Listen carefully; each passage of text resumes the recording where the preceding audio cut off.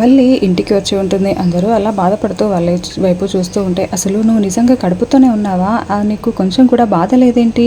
అయినా నువ్వు నన్నెందుకు సపోర్ట్ చేస్తున్నావు అని నర్మద అడుగుతూ ఉంటుంది.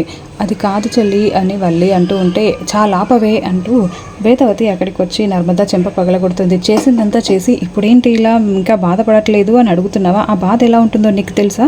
కడుపు కోత మిగిలితే ఆ బాధ ఎలా ఉంటుందో నీకెలా తెలుస్తుందిలే అయినా కూడా అని నర్మదాని ఇష్టం వచ్చినట్టుగా వేదవతి తిడుతుంటుంది. అది కాదత్తయ్య, ఒక్కసారి నేను చెప్పేది వినండి అని నర్మద అంటూ ఉంటే, ఇంకా ఏంటి కడుపుతో ఉన్నావా లేదా అని క్వశ్చన్స్ వేసి తనని ఇంకా ఇబ్బంది పెడుతున్నావు. అసలు తను ఎంత బాధపడుతుందో నీకేం తెలుసు?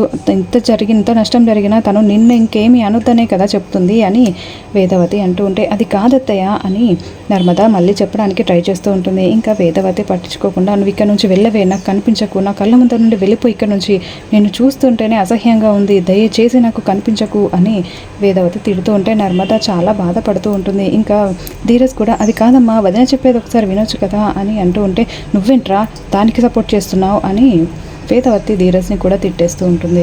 ఇక మళ్ళీ నర్మద దగ్గరికి వచ్చి, చెల్లాయి నువ్వు అత్తయ్య మాటలు పట్టించుకోకు, అత్తయ్య ఏదో కోపంలో అన్నారులే, నేను కూడా అవేవి మనసులో పెట్టుకోను చెల్లాయి అని మళ్ళీ నర్మద దగ్గరికి వచ్చి ప్రేమగా మాట్లాడుతూ ఉంటే నర్మద చాలా విసుక్కుంటూ ఉంటుంది.